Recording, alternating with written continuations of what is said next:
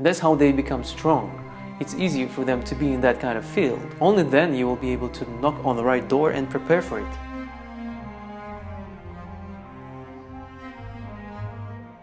We experience joy and happiness whenever we succeed. In order for us to prolong that happiness, we need to shorten the time between each time we succeed. That's why the video games are very pleasurable. There are no consequences, and it's easy to level up in there and gain skills. That's what we're going to talk about in this video. We're going to narrow down the skill set that you are naturally inclined to. Therefore, it would be easier and more joyful for you to learn that skill and master it in order to use it in your job, be it in career or wherever. The first important thing is genetics. We're all different.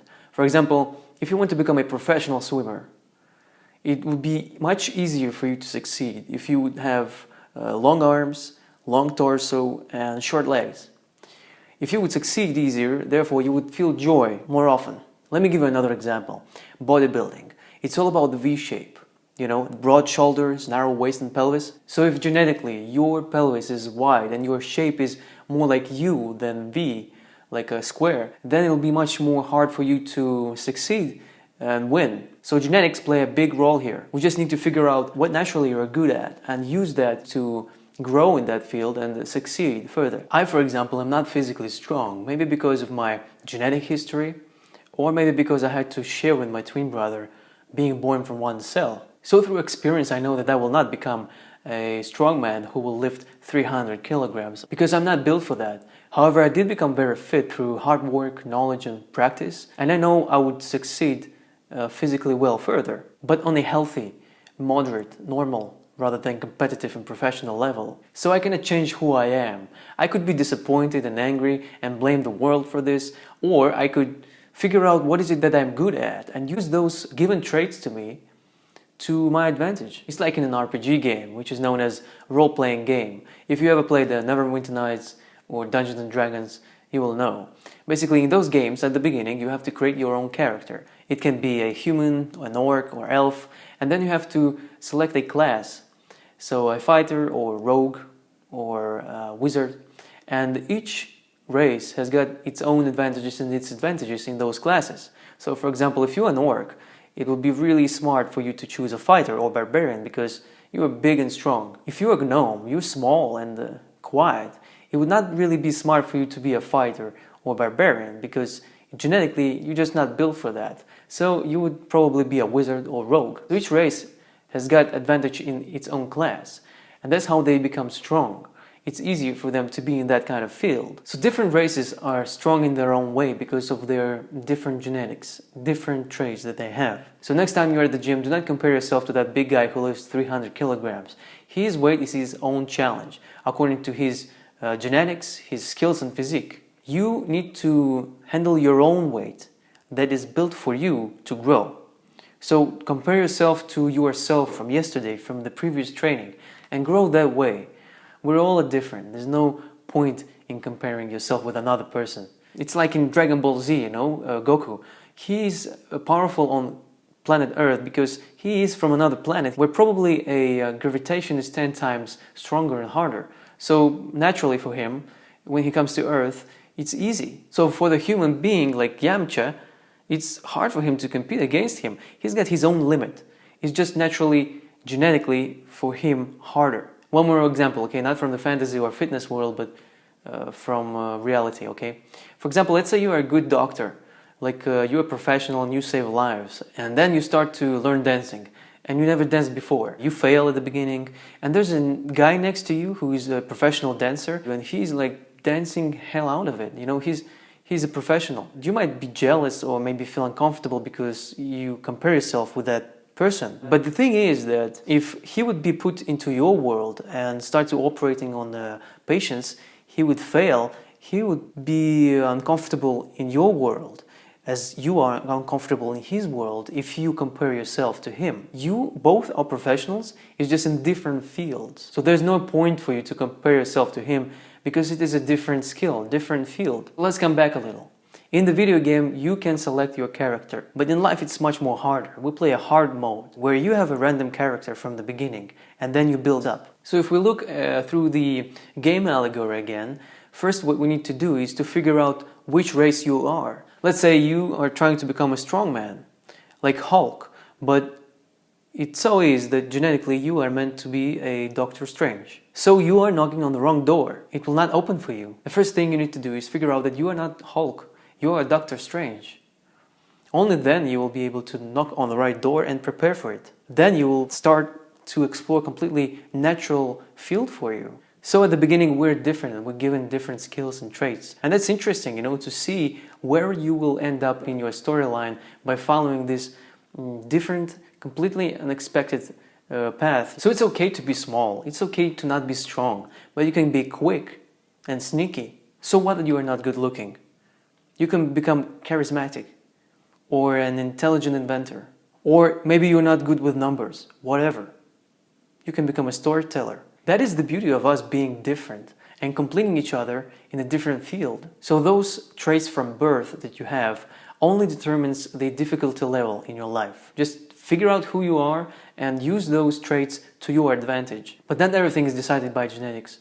If you have an inner drive, a determination, if you are competitive in nature, you can achieve at any field. It's not necessary that if you have a talent, you going to be on top all the time.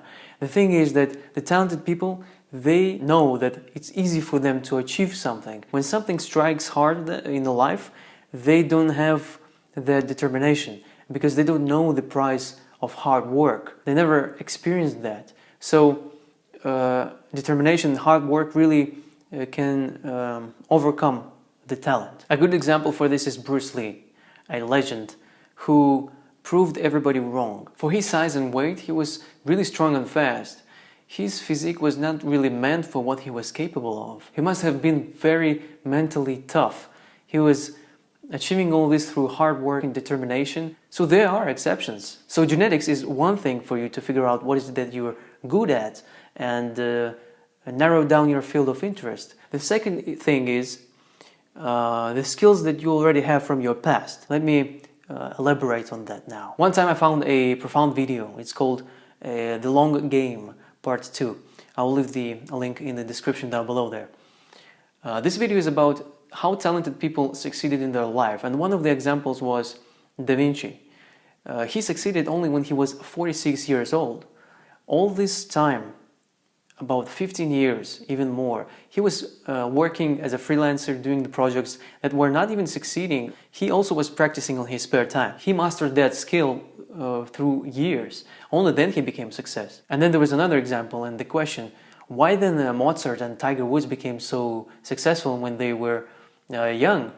And the thing is that they started at very young age, when they were just a child, and it also took them about 9 to 15 years to practice and master their skill, and then they become successful. But today we rush and hurry and want to become a success overnight without even putting any effort into it. Instead, we should concentrate on what we are good at, what is it that we value and we resonate with, what do we want to do, and then sharpen that skill no matter how long it will take. We should more think about the journey that we're going through.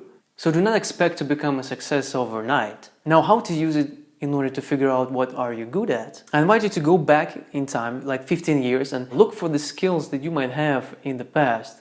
Maybe you were developing them consciously or subconsciously. For example, I was never paying attention that I have a really good reflexes and reaction. Even when people around me were always mentioning that to me. And only today I figure out and see and notice myself that, wow, really, I do have quick reactions. If something falls, I really quickly catch it. Naturally. It just happens. I don't even sweat. I don't even put any hard work. It's just in me. And then I was looking back in time and I was remembering that I was playing video games a lot in the past, all my childhood. And probably subconsciously, while I was playing, I was practicing the reaction in those games. And now I have this. And it would be really smart for me to use it. Maybe in the field I am already involved in, or maybe in some new field. So I guess it will be easy for me to practice martial arts. Or maybe I could be a good racer, I guess. It doesn't mean that you should completely switch your attention to a different field. You just put it into your arsenal. Now let's put it all together. The first thing you need to figure out is who is your character, and accept him for who he is. Accept yourself. The problem might be that we start or end up in a place we do not belong to, maybe because your parents insisted for you to choose a profession that they thought would be good for you, or society dictates as our values. So study and learn about yourself, about your anatomy, physiology, history. Experience and test yourself and practice different things. Only then you will figure out what is it that you're built for. And after you find your personal traits and character, go back 15 years, search for those hidden skills from your childhood that you have and apply them to skills that you already have now. And do not give up, because it will take time for you to become a master at something. So combine those natural skills that you are talented at with the hard work today, and the success will follow along. And play the game. So that will be all. Thank you for your patience. See you soon. If you don't know that you are orc and you were trying to become a wizard or assassin all your life, you will not know why it is so hard for you. When you look back and you become aware of what you're good at today, you can also find out the skill that is natural in you.